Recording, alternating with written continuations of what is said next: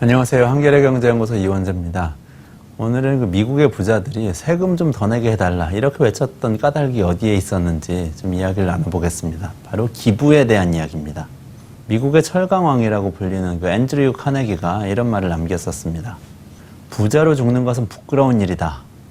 이 사람은 백만장자가 재산을 남긴 채 세상을 떠난다면 그의 죽음을 탄식하고 추모해줄 사람은 아무도 없을 것이다. 이렇게 설명하기도 했는데요. 실제로 카네기는 자기의 재산 대부분을 물려주지 않고 사회에 내놓았습니다. 미국 정부가 백만장자들에게 거액의 재산세를 매겨야 된다. 이렇게 역설하기도 했었다고 합니다.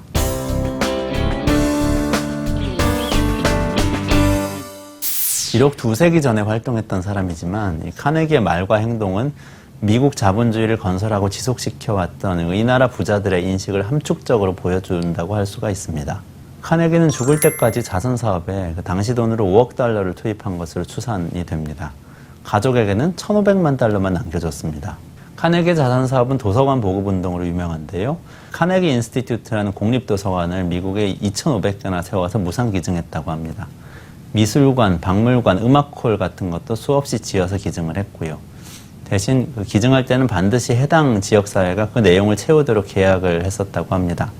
카네기는 건물만 지어주고 지역사회가 책이나 미술작품을 공급하는 책임을 져라.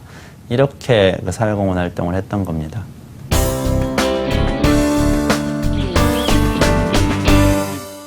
카네기하고 동시대의 기업가였던 석유왕 존 록펠러 역시 카네기 못지않은 자선사업가였다고 합니다. 록펠러는 1913년에 록펠러 재단을 설립하면서 대규모 기부를 본격화하게 되는데요. 사실 록펠러는 그 당대에는 굉장히 지탄을 많이 받던 기업가였습니다. 그가 세운 석유회사인 스탠더드 오일은 수단과 방법을 가리지 않고 경쟁자들을 무너뜨리면서 독점화했던 기업이다. 이런 비판을 받기도 했습니다. 이런 분위기 때문에 록펠러의 자선활동은 순수하게 받아들여지지 않습니다. 자선활동에 돈을 내놓을 때마다 조세를 회피하기 위한 수단이다. 또는 오염된 돈이다. 유다의 키스다. 이런 비난을 끊임없이 받았다고 합니다. 그런데 이런 비판에도 록펠러는 묵묵히 자선활동을 이어갑니다. 1910년에 록펠러 메디컬 연구소를 창설을 했고요. 그래서 세계의학 연구에 도움을 줬었습니다. 그리고 일반교육위원회라든지 록펠러 재단, 그리고 부인 이름을 따서 만든 로라 스펠먼 록펠러 기념재단, 이런 자선재단들을 세웠습니다. 특히 록펠러 재단은 미국의 진보적 성향의 사회운동이나 학술활동을 지원하는 곳으로 유명합니다. 당대에 함께 있었다면 자신을 반대했을 법한 비판 세력을 지원하는 것은 그들이 함께 있어야만 사회가 더 건전해진다. 이런 재단의 신념 때문에 그렇다고 합니다.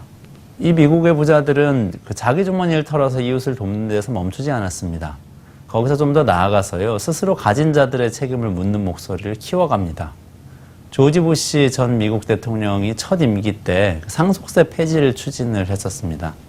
이때 상속세 폐지 방침에 반대한 목소리 가운데 가장 주목을 받은 사회단체는 책임 있는 부자들이라는 곳이었습니다.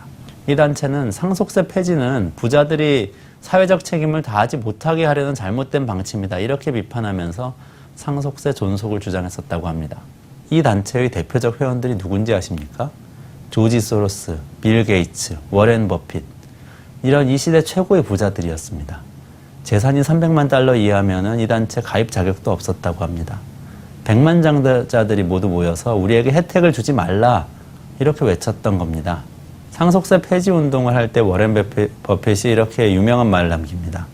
상속세를 폐지한다는 것은 2000년 올림픽 금메달리스트의 장남들을 모두 뽑아서 2020년 올림픽 대표팀을 구성하는 것하고 비슷한 거다. 빌 게이츠는 자기 재산의 1%만 물려주고 나머지는 모두 사회에 환원하겠다. 이렇게 언론과 인터뷰에서 말하기도 했었다고 하네요. 요즘 한국에서도 기부나 사회공헌 활동은 점점 중요한 화두가 되고 있죠. 기업 자신보다는 주변에서 더 목소리를 높이던 게 이 사회책임 경영이라는 것인데요.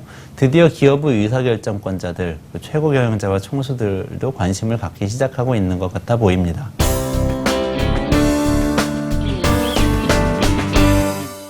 그런데 기업의 사회책임 경영도 물론 중요합니다만 어쩌면 개인의 사회적 책임이 더욱 중요한 것 아닐까요? 미국 부자들이 했던 이야기 기억하시죠? 재산세를 더 올리지 않으면 내가 내고 싶은 재산세와 내야 되는 재산세 사이에 차액은 기부해버리겠다. 아름다운 협박인데요. 이런 아름다운 협박을 한국에서도 보게 될 날 언젠가는 오겠죠. 지금까지 5분 경영학을 함께 해주셔서 감사합니다.